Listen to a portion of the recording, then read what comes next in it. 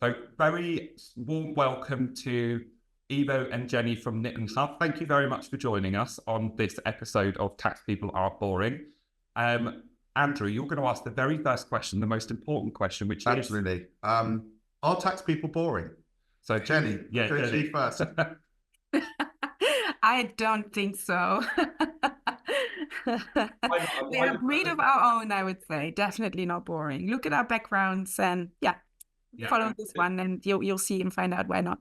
Absolutely. For those of you that are listening and aren't able to see, both Jenny and Ivo have got some incredible backgrounds on. I fully encourage you to come and watch the video version of this. What about you, Ivo? No, obviously we are not boring. Obviously. Why? But you said that in the most boring way. You have to elaborate a little bit more than that, Ivo. Otherwise, people are gonna, they're gonna be. You would have not invited us if we were boring, right? True. It is very true. But why do you think that perception exists then? Why do you think some people think that tax people are boring? I think if you talk about tax stuff, almost everybody gets bored after a minute. And I think that's the problem. Most people that work in tax, if you don't talk about tax with them, they're totally interesting.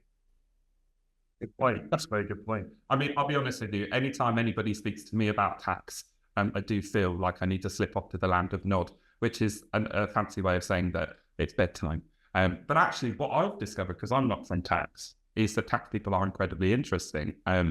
Like Jenny, you were just telling us that you've had a rather eventful trip to New York, where things happened. So what happened there?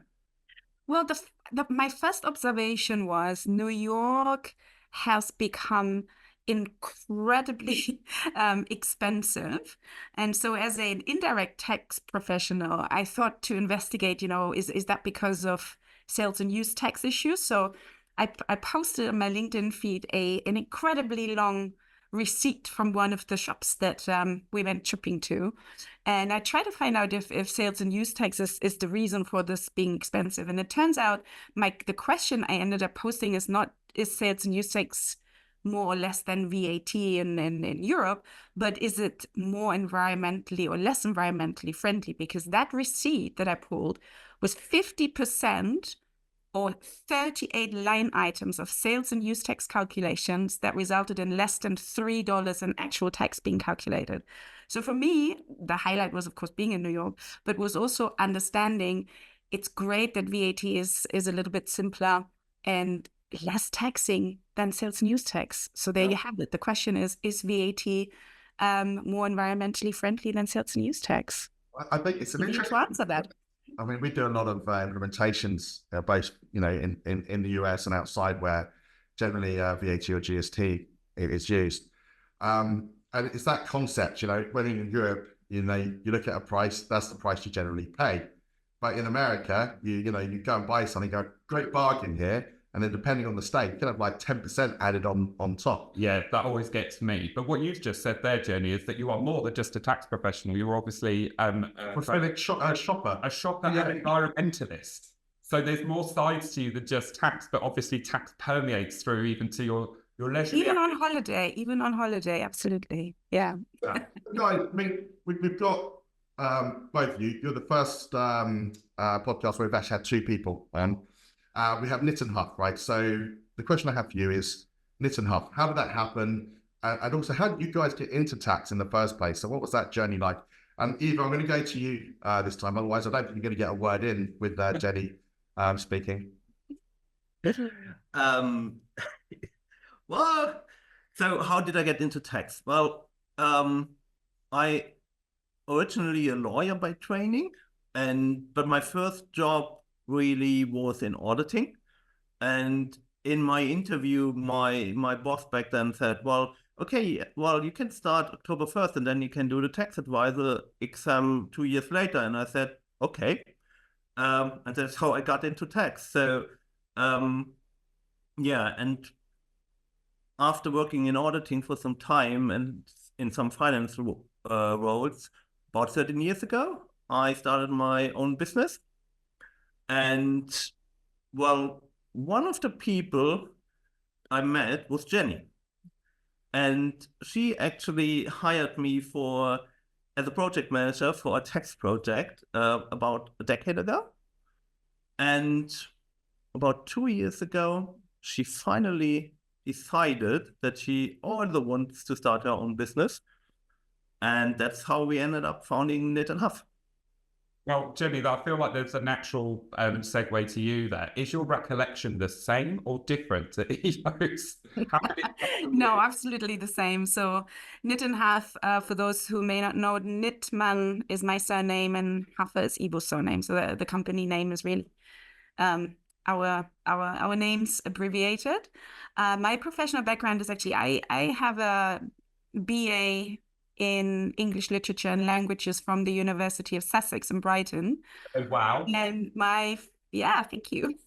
So my first job was really to find a job outside of Brighton in London. And I ended up in an international VAT reclaim company based out of Hanger Lane in Ealing.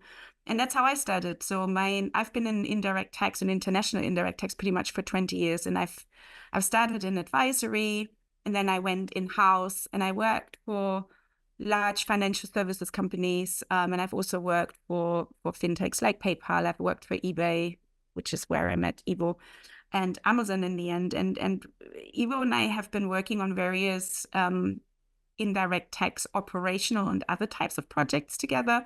And I've always loved the technology aspect of it. So back in 2004, I had my first tax code reconfiguration project in SAP with a large company that moved goods all over the world. And I really loved the logical aspect of setting up indirect taxes in a way that people don't have to do things manually.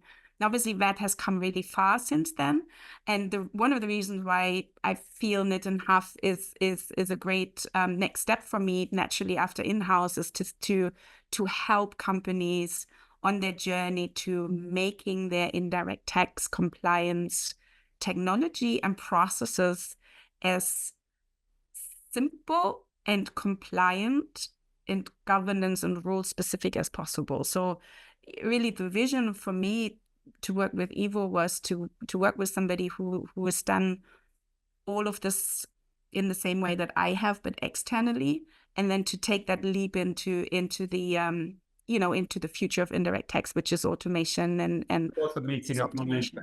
But what's interesting, I know Andrew wants to ask you a question, but just a quick one because otherwise it will go off beat. But interestingly, both of you have said that you didn't start off thinking that you would be in tax.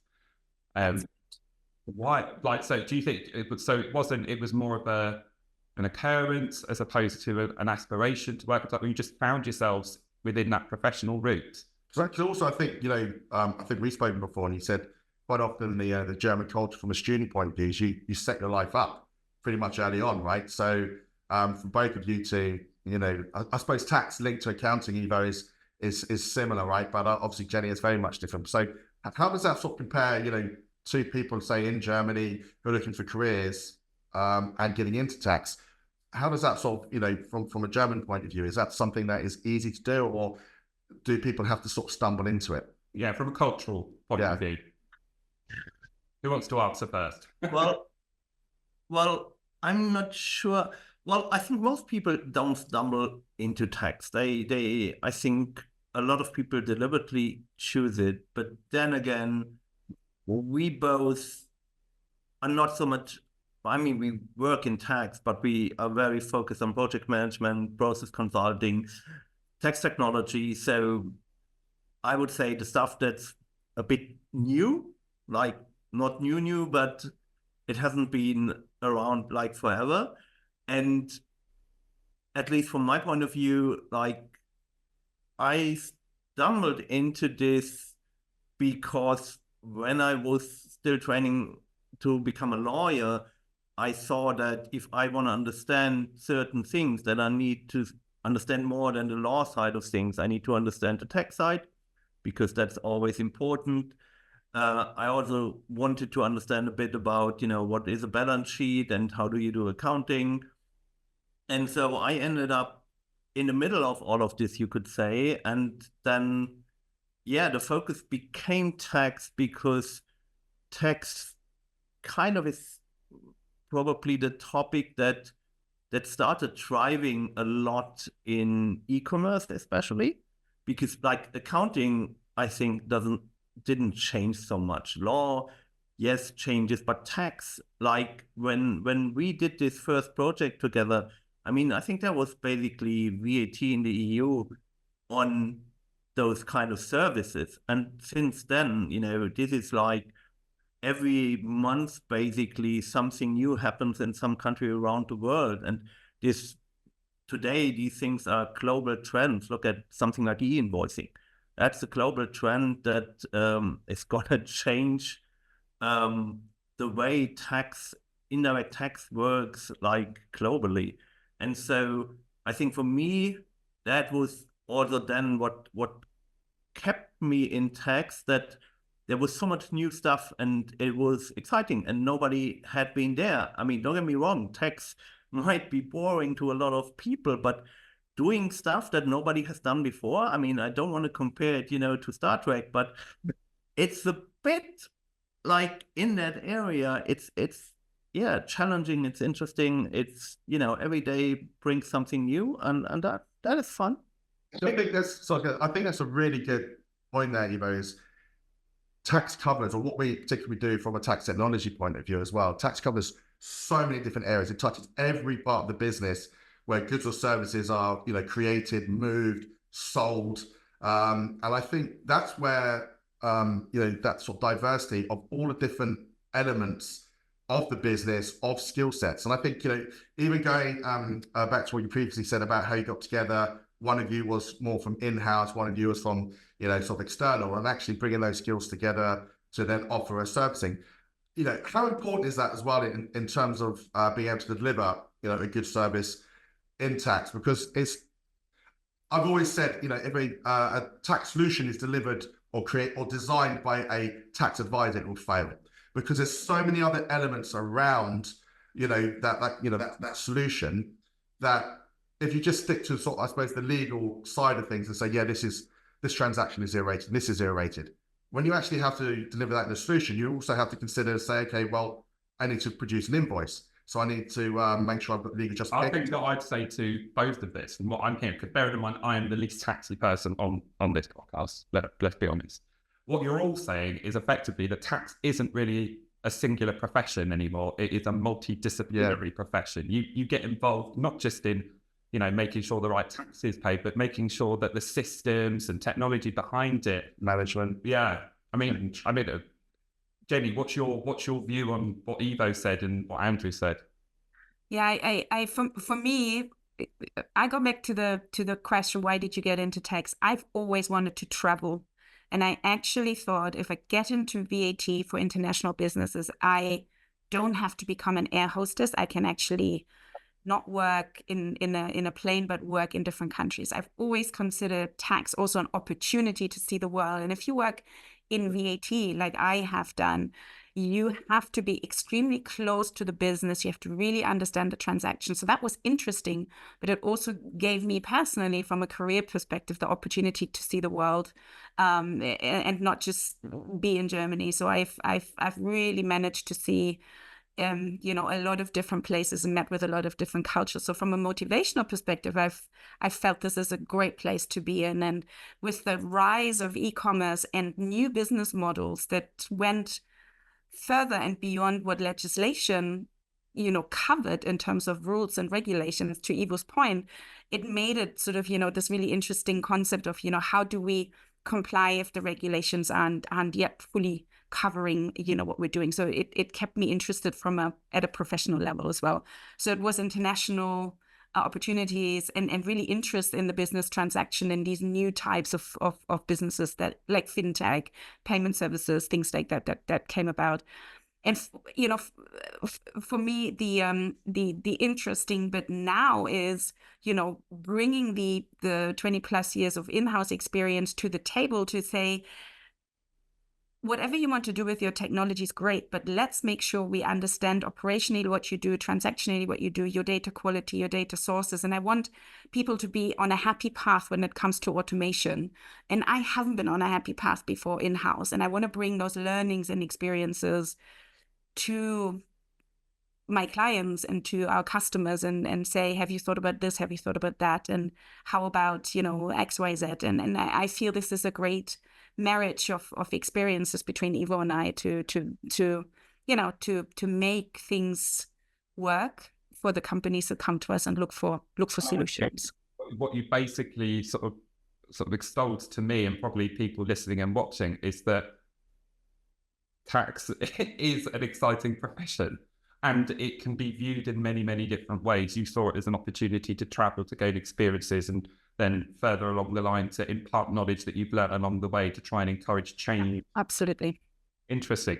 But what would you be doing if you weren't a tax person? I know you mentioned that, you did, you read English literature at university, but... Yeah, what did you want to be growing up? I want to know.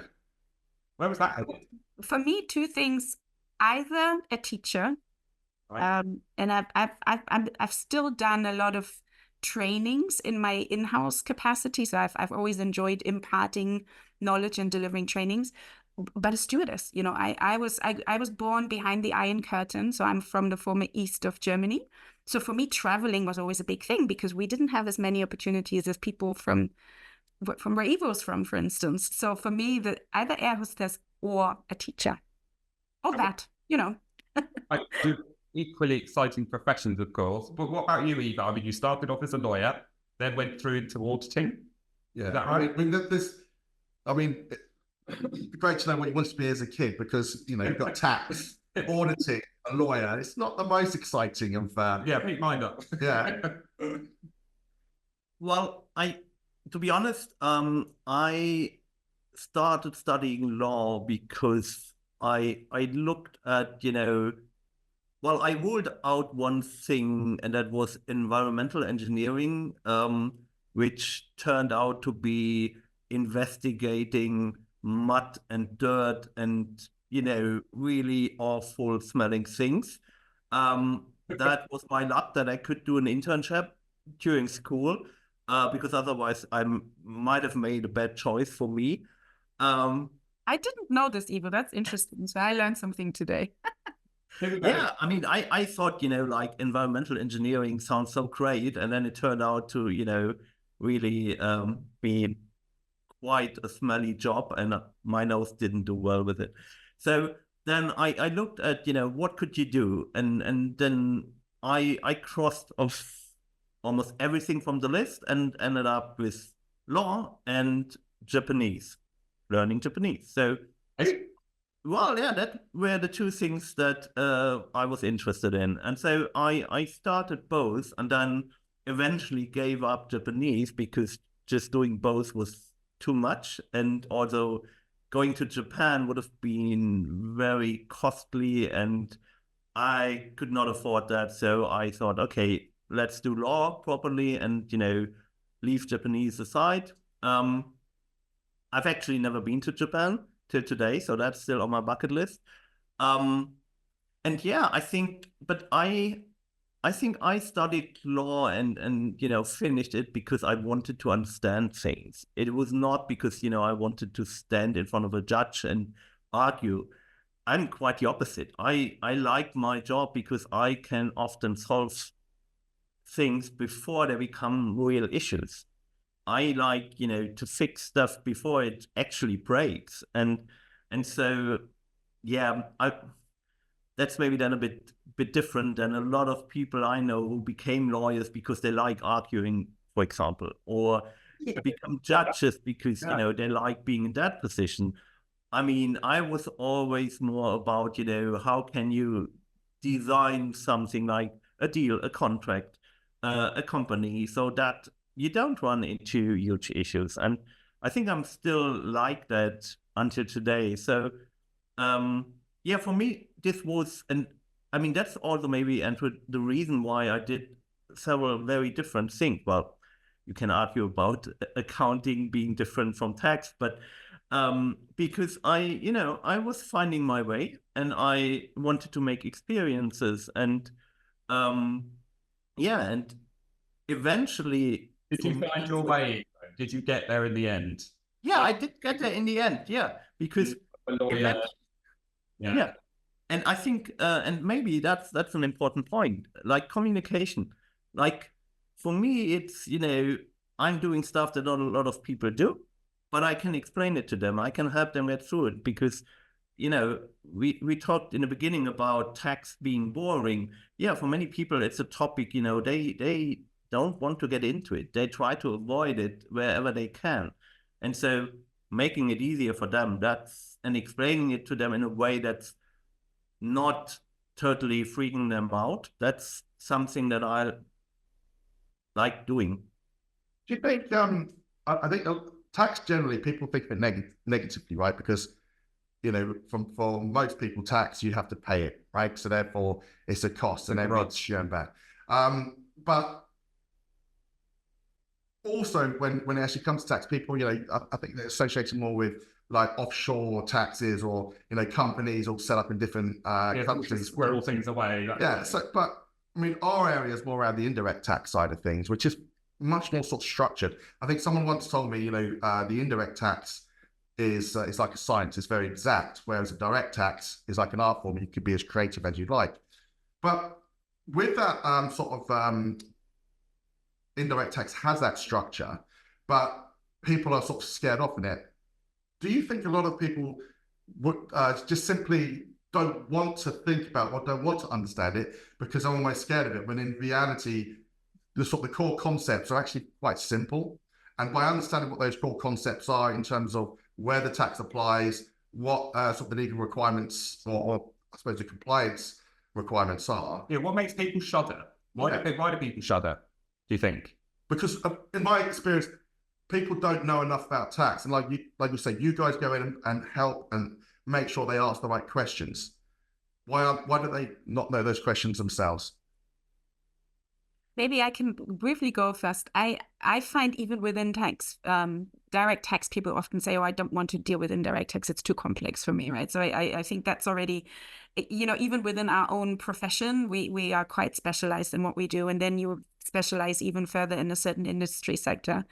But I think, from my personal experience, people from the business that aren't in, and I would say tax or legal as two broad companies, they're scared because often tax or legal are used in a certain negative connotation. If tax says no, then something has gone wrong, or if legal has said no, something has gone wrong. And maybe there's a misconception or perception that we are blockers or disablers. And I would much rather we have a conversation about how particularly indirect tax can be a business enabler and enable geographical growth, expansion, new products, new services.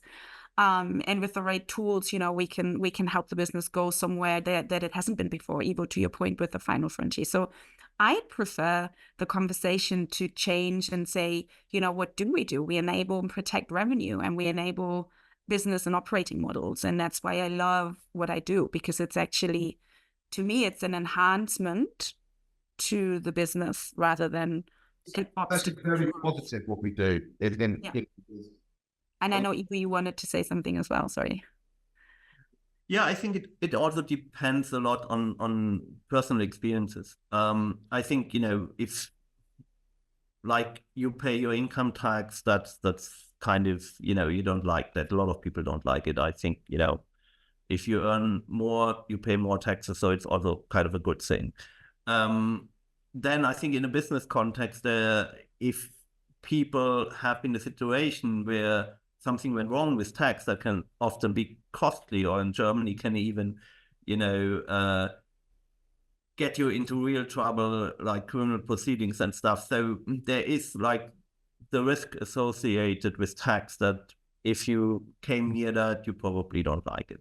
And then it's complex. If you have never worked in tax, or somebody explained it to you, then I think a lot of it is complex. And I think particularly in the area we work in, it's also for a lot of people, it's very new. I said that earlier, there is a global development now in the last decade that really created a lot of new tax scenarios, and some people in the industry have still trouble to get used to that. That's part of the business. It's part of doing business. It's not like, oh, these crazy Europeans anymore. It's like everywhere. And I think that's then also something, it reminds them of the painful experience when they first got into a project where someone from tax came along and said, well, you have to do this and this. And so I think that's often the thing. And I sometimes say, like if I work for a company for a longer time, I always say there are two kinds of people. The ones that say, oh no, Ivo again, because it's about tax. Or they say, oh, Ivo again, so he's going to solve my problem. So, it's really like, how do you approach this? Like Jenny said, you can say, oh, tax gets me into trouble, or you can say, okay, cool. There are these tax guys, and they're going to help me, create new business. And so, really, depends.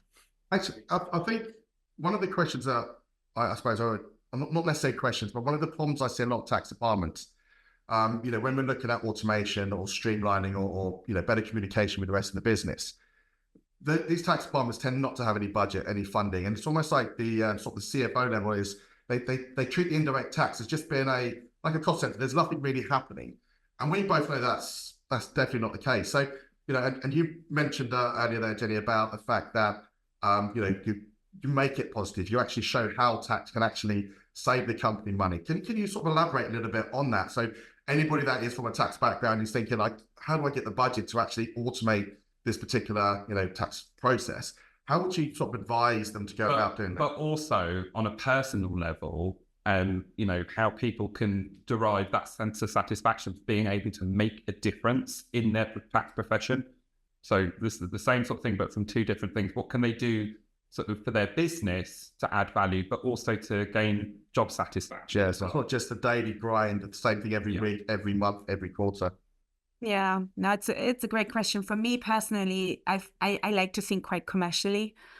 So when we think about a particular business that is looking to set up their operations from a sales perspective, from which entity should make a digital sale, for instance, indirect tax can really help make that decision, because you can come to the table and say, if you set up an entity in country X and you start selling your SaaS services to country Y, here are the opportunities that you have to play with your pricing.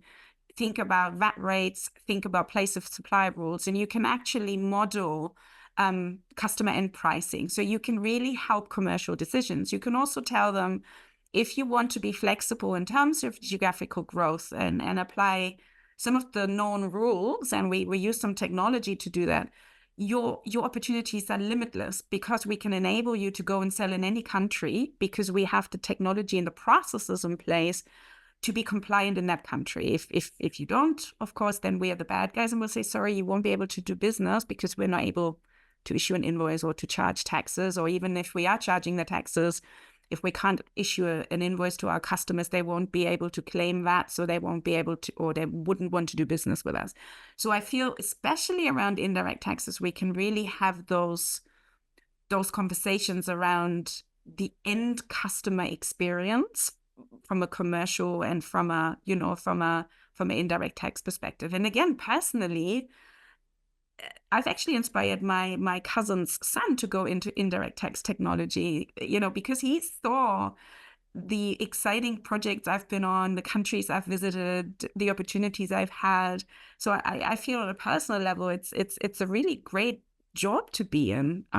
If you then speak good tax English, which should come as a sort of side condition, then the world really is your oyster. So I can just advocate, get into international indirect tax and tax technology and go for it. You're not just a business owner, you're also a role model and inspiration.